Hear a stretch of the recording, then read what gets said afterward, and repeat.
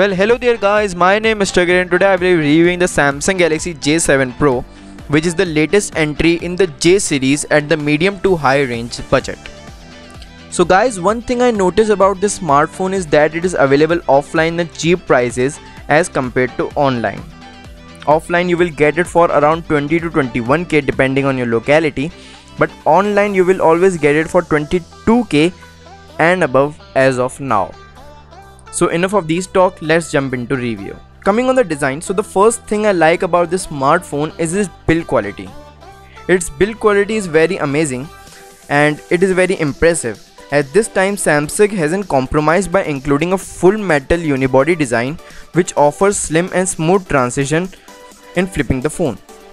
One thing to note that here is that the phone is slim, but it packs a little more weight of around 180 grams as compared to the other smartphones, but seeing a solid design and easy to hold grip, this little increase in weight is digestible one. On the front top you will find the speaker grills above the Samsung logo along with the front camera. This time Samsung has also included the front flash, which was first seen in Samsung Galaxy J7 2015, then in 2016, but was absent in J7 Prime. There is however no notification LED this time, which was on the Samsung Galaxy J7 Prime. What do you want, Samsung? Just tell us. At least give the basic features. For the God's sake, there is no notification LED ring on the camera just like the J7 Max, which looks really ugly. The back is clean and minimal this time. On the bottom front, we have a physical button for the back and the recents along with the fingerprint sensor embedded in the physical home button. On the left side there are volume rockers and below it are the SIM and SD card ejecting trays. Both of the SIM and SD cards supports nano SIM.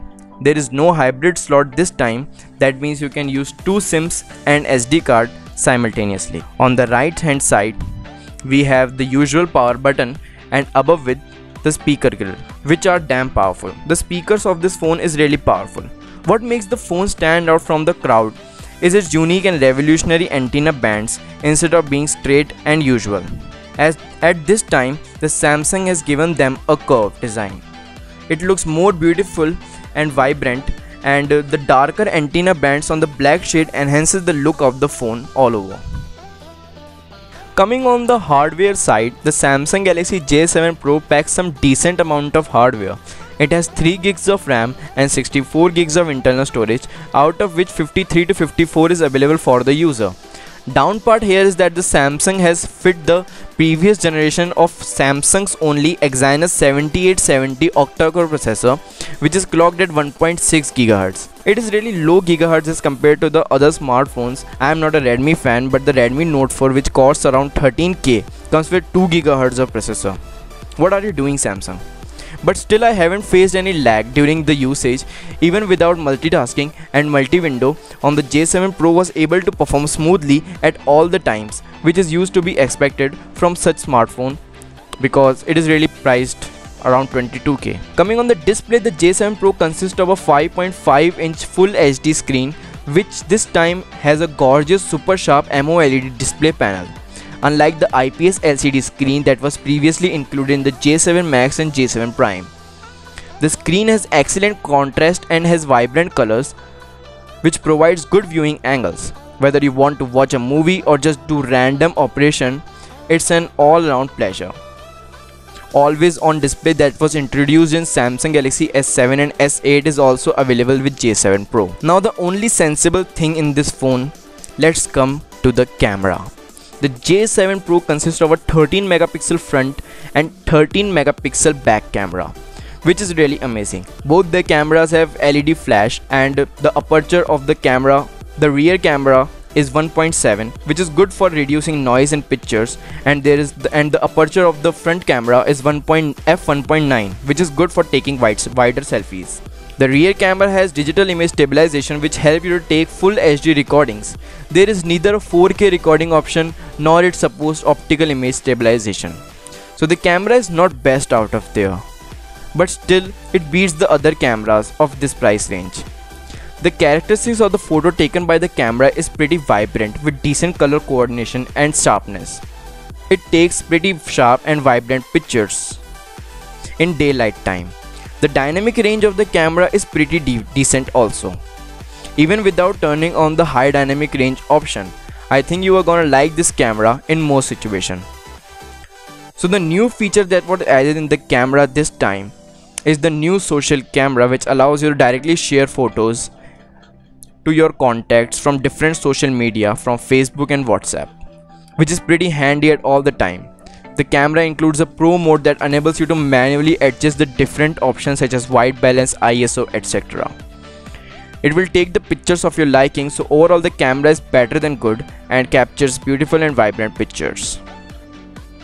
Coming on the battery, so I was previously using Redmi Note 4 and it has 4100 mAh battery, and this phone has 3600 mAh battery. The battery capacity is less than what is required for this phone with this amount of specification. With big 5.5-inch AMOLED screen, the Samsung should have provided more battery capacity. With only 3600 mAh battery, the Samsung J7 Pro gives me almost 2 days of battery backup on casual use. However, on heavy use, with full brightness, gaming and downloading, surfing net and streaming videos and songs, the phone can only provide around 15 to 20 hours of battery backup. There is also a power saver mode that can extend your usage. Still, though it is effective, it is not completely reliable. Depends on your usage statics. There are two modes available for your power saving. The medium modes cut downs the unused app and reduces the usage of background app, thereby extending your backup time little bit. But the max mode on the other hand completely cuts down all the extra and background apps and give you maximum usage. You can also use the S power planning options that lets you enable reserve battery that can be used for only calls and messages, which will automatically activate when the battery levels fall down from your specified percentage, and also enable the additional features that lets you forward the incoming calls to the other number, or if there is no or less battery, you can still be active for your loved ones. User interface. J7 runs on Android 7.0 Nougat out of the box, and like all the Samsung has uses new and improved TouchWiz over the stock. I am not a TouchWiz fan, but still it is great as the new TouchWiz is very light and has minimum requirements as compared to the previous generations of the phone. Also, the J7 Pro Samsung has put in various and new improved features such as always on display that let you set the display time, calendar and ongoing music, along with the new social camera and a new and improved power options. The main selling point for the Samsung Galaxy J7 Pro is the introduction of Samsung Pay. Unlike the J7 Max that only supports Samsung Pay Mini, the J7 has near field communication, or in normal language like NFC, that enables you to use the features of Samsung Pay, which means you can easily perform transaction without the need of an internet connection on your credit card. Just add your debit or credit card in the Samsung Pay, and whenever you need to pay, just swipe or tap on the card machine and your transaction will be successful. You can either use fingerprint or 4-digit PIN to ensure the security of the transaction. After registering, a small transparent bar will be placed at the bottom of your screen, of which you can swipe up to bring up your credit or debit card. This bar will be accessible on home screen, app drawer as well as lock screen also. So for the geeks out there, let's come on the ANTUTU benchmark score of this phone. So Samsung Galaxy J7 Pro scores 47,372 on the ANTUTU benchmark scores, which places it below the Honor 8. In the end, the phone seems like a decent smartphone with Samsung brandship, though the price could have been little lower, maybe around 18,000. The design is well built and feels unique. The user interface is smooth and Samsung has done a really good job in optimizing the UI. This time around, the 64 gigs of the space gives you enough of the store to apps and your videos and all that stuff of yours, but if it's less, then you can also use an SD card because there is no hybrid slot and you can use 2 SIMs with the SD card. So yippee. So you don't have to compromise for anything, but still it's little bit overpriced. That's the issue with me. I am not a Redmi fan either, but there are some smartphones brands which offers really great specs such as higher RAM, higher gigahertz processor in lower price than this. Example Moto G5 Plus and all that phones that comes in the budget smartphone range. But still, if you are a Samsung fan and you have a budget of 22k, then you can go for this. So I hope you guys like this video. We have crossed 7,700 what I am saying. So we have crossed 700 subscribers this weekend, and I just hope we will cross 1000 subscribers before the end of this year. This is Mr. Great signing off. Jai Hind.